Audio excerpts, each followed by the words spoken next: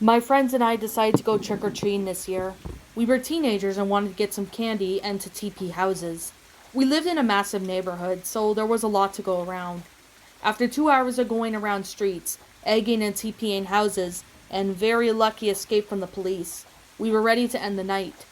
We all stopped at a dark street. Should we go? One of my friends asked. Okay, one more street, another friend replied.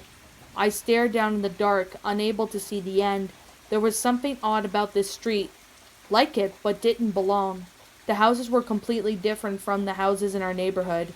The houses looked abandoned and there was no lights either in the street or the houses. I got a bad feeling about this, guys, I said. Don't be a chicken, David. We're just going to egg some houses and leave. If they do call the cops, we'll sneak out of here.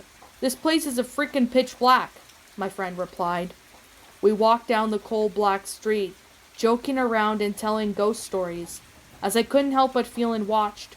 Houses looked very different and didn't look stable. I knew something was up.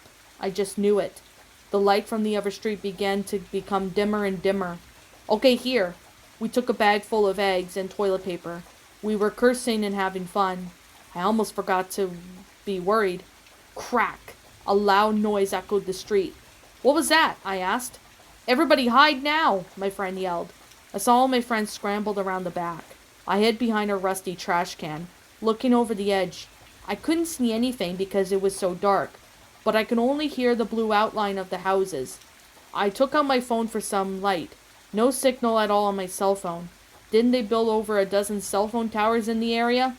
I shined my light towards the street. Crack! This time it was louder. I pulled back and looked over again. All my friends were there, standing in the middle of the street.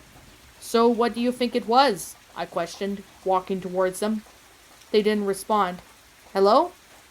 There is something about your soul I cannot take. But I'll find a way. They all said in the same time. What the fuck?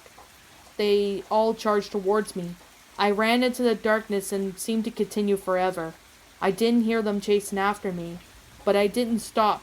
I kept looking for the source of light or just anybody. I slammed my face onto the wall. I got up to see a giant skyscraper outlined with the blue and blurry fill of them. It was a city without light. I stood there, completely shocked. A lot of questions flew into my mind. What had just happened? Where am I? Can I get back? These questions flooded my mind. A loud growl roared behind me. I turned around to see a wolf-like creatures blended in the darkness. Shit! I whispered to myself. I stood there, looking straight at the creature. I regret my decision after that. I ran as fast as I could, hearing the creature's paws hitting the concrete. I stopped at an alley. I think I'm okay, I said to myself. You're far from okay, a familiar voice responded. I turned around and looked to see an army of people standing.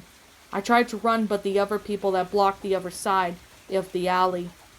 A tall man stood in front. He was dressed in black and was wearing a hoodie that blocked his face. What do you want from me? I yelled. I want your soul, like I did with your little friends here. I use this realm to capture as many souls as I want. You bastard! I yelled back.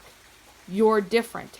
Your soul is special and very hard to get, and it makes it harder that you're protected. But no soul is strong enough to keep me out. Now get ready to become my puppet. And then they closed in on me. I felt like this was the end. I felt like I was going to be made into this puppet and I cannot do anything about it. A stereotypical light came shone down on me. Not him again, the tall man yelled. I woke up in my bed with a bag of candy and leftover eggs from last night. I looked at my digital clock and it read 7 a.m., 11:11, 1:11:11. I lay there for a while and wondered if it was all a dream. Whatever happened, I'm safe now. I got up to get ready for school and saw a sticky note on my door saying, I haven't forgotten about you yet.